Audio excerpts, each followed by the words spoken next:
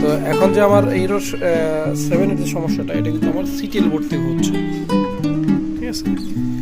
তো CTL board থেকে কেন আপনার হিরো 7-এর সমস্যাটা হয় সেটা আমি আজকে আপনাদেরকে দেখাবো। আর সবচেয়ে বড় কথা হলো, আপনার সবসময় খেয়াল রাখবেন, দেখেন এই বোর্ডটাতে কিন্তু প্রচুর পরিমাণ অয়েল জমে আছে, ঠিক আছে। তো এরকম অয়েল জমলে কিন্তু বা অয়েল থাকলে কিন্তু আপনার বিভিন্ন ধরনের সমস্যা হয়। দেখুন আপনার এখানকার ফিউজ যেটা আছে, এই ফিউজটা কিন্তু আপনার অয়েল ভর্তি, ঠিক আছে। বোর্ডটাও অনেক ডাস্ট পড়ে আছে আর কি, ময়লা হয়ে আছে। তো এই সিটিএল বোর্ড থেকে মূলত আমার ইরোর 7 আসতেছে, ঠিক আছে।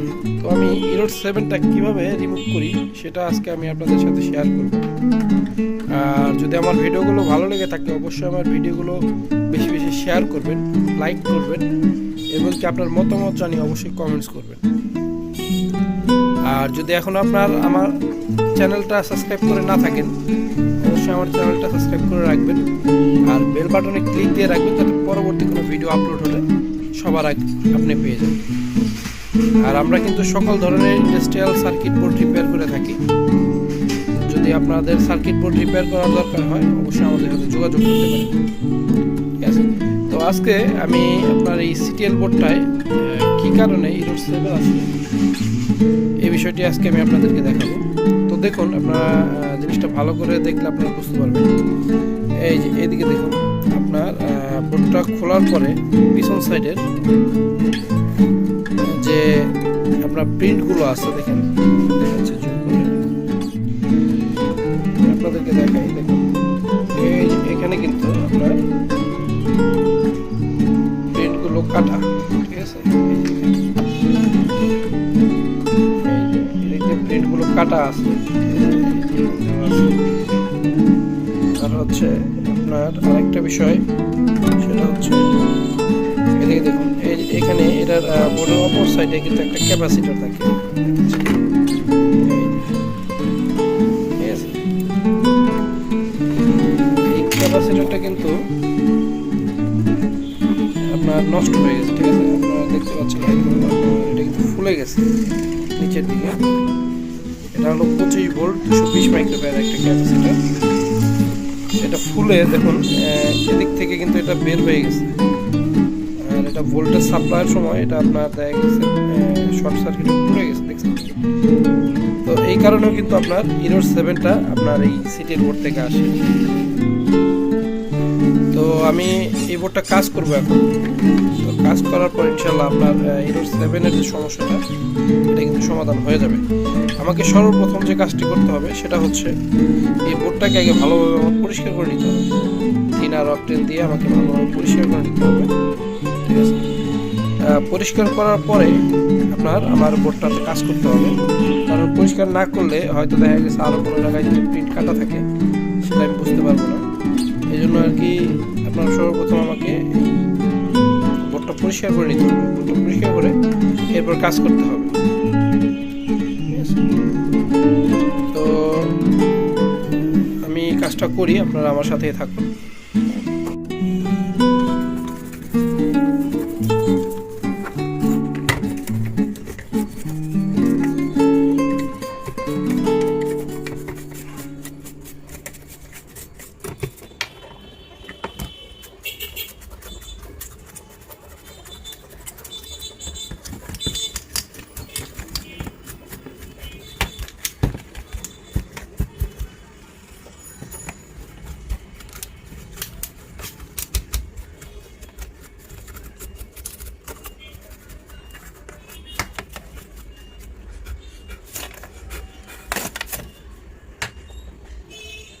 আমি বোর্ডটা এখন পরিষ্কার করে নিচ্ছি মোটামুটি, ঠিক আছে। তো এখন দেখা যাক আমি এটাকে সর্বপ্রথম এই ক্যাপাসিটরটা আমি চেঞ্জ করে দেখি, কারণ যেহেতু ক্যাপাসিটরটা প্রবলেম হয়েছে। ক্যাপাসিটরটা কিন্তু মোটামুটি উঠে গেছে, ঠিক আছে। এটা হাত দিলেই উঠে যাচ্ছে ক্যাপাসিটরটা।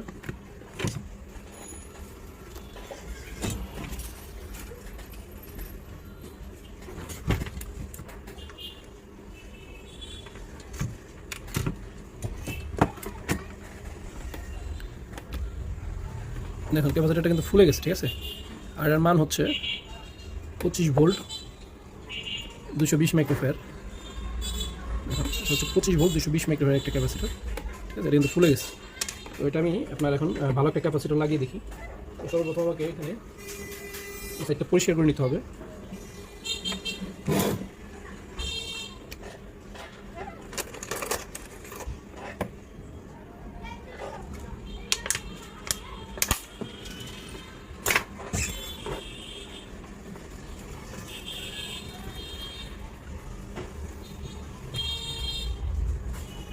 দেখা গেছে পাশের থাকা যে ক্যাপাসিটারটা আছে 100 মাইক্রোফ্যারাড 25 ভোল্ট, ঠিক আছে। এই ক্যাপাসিটারটাও কিন্তু অনেক সময় খারাপ হয়, এটা আপনার থাকলে চেঞ্জ করে দেবেন। যেহেতু আমার এটা ভালো আছে আমি এটা চেঞ্জ করবো না।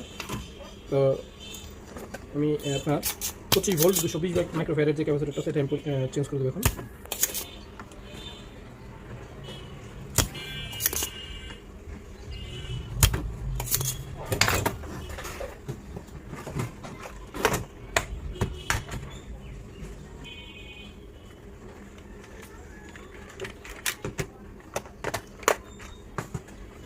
দেখুন এটা হচ্ছে আমার ভালো ক্যাপাসিটার, এটার বডিটা কিন্তু লেভেল, ঠিক আছে। আর এটা দেখুন ফুলে গেছে, ঠিক আছে।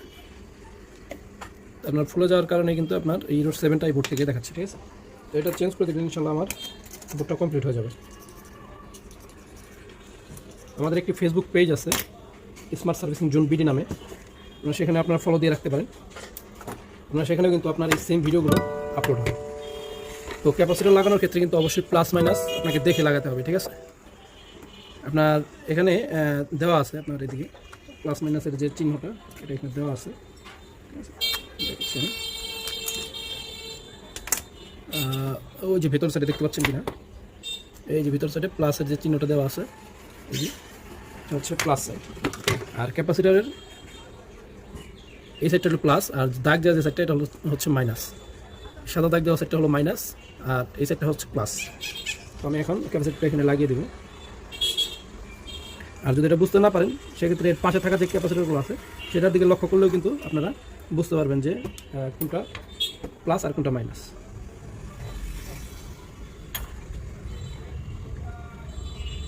আর ক্যাপাসিটর বা পার্টসের ক্ষেত্রে অবশ্যই চেষ্টা করবেন ভালো মানের পার্টস ব্যবহার করার জন্য। দেখা গেছে ভালো মানের পার্টস ব্যবহার করলে আপনার নিজের হয়রানি হওয়ার সম্ভাবনাটা কম থাকে, যে কোনো কাজ এক চান্সে হয়ে যাওয়ার সম্ভাবনা থাকে।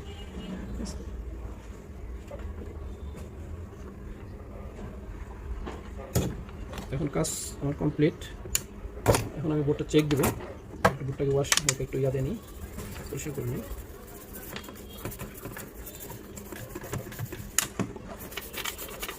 বোর্ডে অয়েল আসার কারণেও কিন্তু বিভিন্ন ধরনের সমস্যা দেখা দেয়, ঠিক আছে। অনেক সময় দেখবেন এই আইসির গুঁড়া দিয়ে আপনার জং পড়ে গেছে, ঠিক আছে। এগুলো জং পড়লেও কিন্তু আপনার ইরোরগুলো দেখা দেয়, ঠিক আছে। তো অয়েলগুলো পরিষ্কার করে দেওয়ার চেষ্টা করুন, ঠিক আছে। যেহেতু আমার এই ক্যাপাসিটিটা অয়েল দিয়ে পরিপূর্ণ হয়ে গেছে, দেখুন আমি এটাকে চেঞ্জ করে দেবো। তো চলুন আমরা টেস্টিং ডিভাইসে যাই। টেস্টিং ডিভাইসে যে বোর্ডটাকে আমরা চেক দিই কী অবস্থা। তো আমি আমার এখন বোর্ডটা টেস্টিং ডিভাইসে লাগাইছি। তো পাউডার কী অবস্থা এখন দেখুন, এখানে কিন্তু আমার ইরোর 7 কিন্তু নাই, এখন 7 রিমুভ হয়ে গেছে, ঠিক আছে।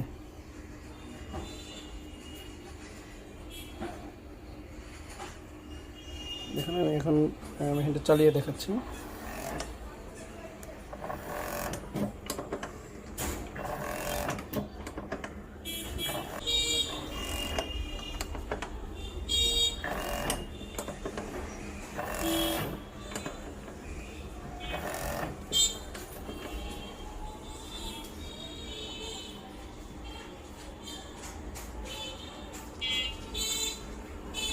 এভাবে কাজ করলে ইনশাল্লাহ আপনাদের ইরোর 7-এর সিটিএল থেকে ইরোর 7 আসার যে সমস্যাটা এটা কিন্তু সমাধান হয়ে যাবে। তো এটা আমার যেটা সমস্যা ছিল সেটা হচ্ছে আপনার এই ক্যাপাসিটরটা প্রবলেম ছিল, ঠিক আছে। তো চেঞ্জ করে দেওয়ার পরে আমার কিন্তু ইরোর 7-এর যে সমস্যাটা কিন্তু সমাধান হয়ে গেছে। তো ধন্যবাদ সবাইকে আমার ভিডিওটি দেখার জন্য।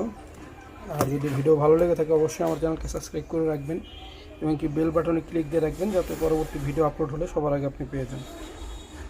আর ভিডিওগুলো বেশি বেশি শেয়ার দিবেন যাতে সবাই দেখতে পারে। আর আমরা সকল ধরনের ইন্ডাস্ট্রিয়াল বোর্ড রিপেয়ার করে থাকি, তো অবশ্যই আমাদের ডিসক্রিপশনে দেওয়া আমাদের নাম্বারে যোগাযোগ করবেন। ঠিক আছে, আমরা আপনাদের বোর্ড রিপেয়ার করে দেওয়ার চেষ্টা করব ইনশাআল্লাহ। আসসালামু আলাইকুম।